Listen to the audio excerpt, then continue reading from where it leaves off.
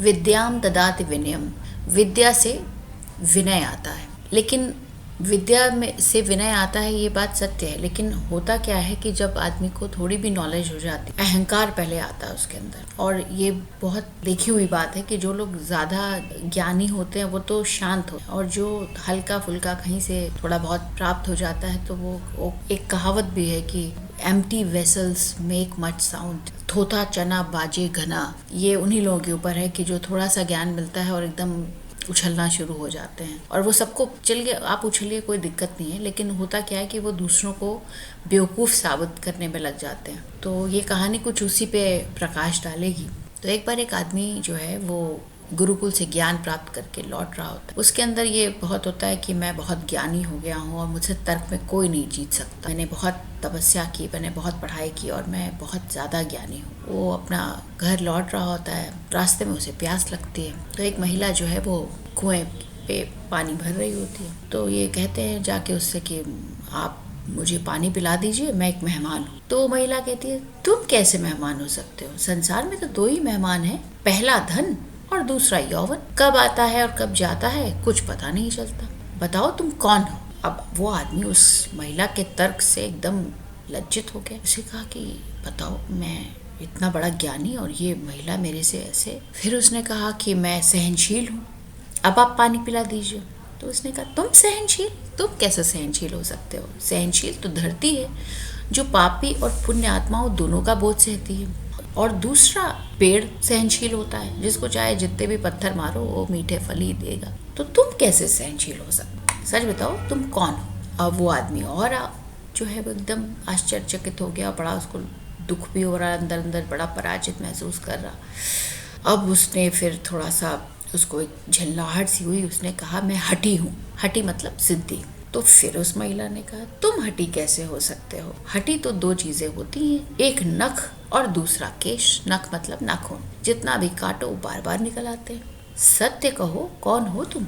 अब वो आदमी जो है पूरी तरीके से की जो है इलाहाबादी भाषा में कहें तो उसकी झल हो चुकी थी।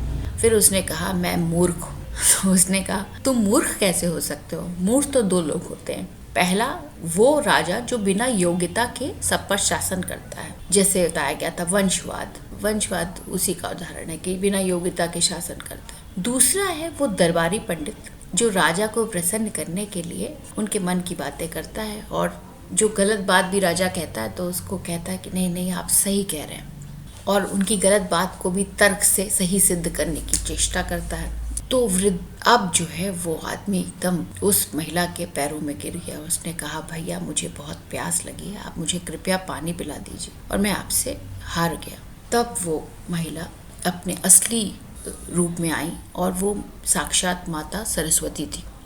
और उन्होंने कहा उस आदमी से कि देखो तुम्हें अपने ज्ञान का बहुत अहंकार हो गया था, और तुम्हारे इस अहंकार को दूर करने के लिए मुझे इस तरह का वेश रख के आना पड़ा, तुम्हारी आंखें खोलने के लिए कि ज्ञान बहुत बड़ी चीज़ है और ज्ञान का अभिमान कभी नहीं होना चाहिए, ज्ञान की पूजा होनी चाहिए, और जो ज्ञानी लोग हैं उनकी पूजा होनी चाहिए। लेकिन ज्ञानी को भी ये समझना चाहिए कि ये जो उसको ज्ञान है, जो भी उसको नॉलेज मिल रही है, उसमें बहुत सारी चीज़ों का योगदान है। उस परमात्मा का योगदान है जिसकी वजह से वो ज्ञान हासिल कर पाया। क्योंकि ऐसे बहुत सारे लोग हैं जो बहुत उनके घर वाले भी चाहते हैं कि वो पढ़ लें, लेकिन वो नहीं पढ़ पाते हैं क्योंकि कहीं ना कहीं कुछ कमियां रहती हैं। और बड़ों का आशीर्वाद होता है, गुरु हमें अगर अच्छा मिल गया तो हमें ज्ञान अच्छा मिल सकता है।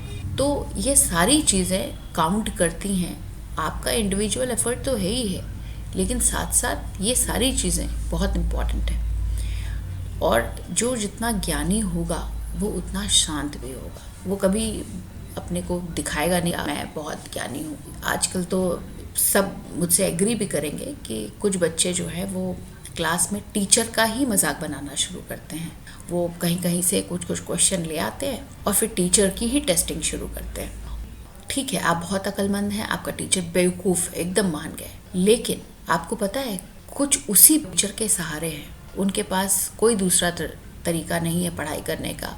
वो कई बार बच्चे ट्यूशन अफोर्ड नहीं कर सकते हैं, तो वो उसी क्लासरूम में उसी टीचर के भरोसे है। और वो जो बच्चे एक्स्ट्रा क्वेश्चंस ले आके उस समय का ही दुरुपयोग करते हैं, उसी समय टीचर को परेशान करके उसका ध्यान डाइवर्ट कर देते हैं, जिससे कि वो बेचारा बच्चा जो कि सिर्फ टीचर पे डिपेंडेंट है वो नहीं पढ़ पाता। तो ज्ञान रखिए लेकिन घमंड मत करिए, यही प्रेरणा देती है ये कहानी।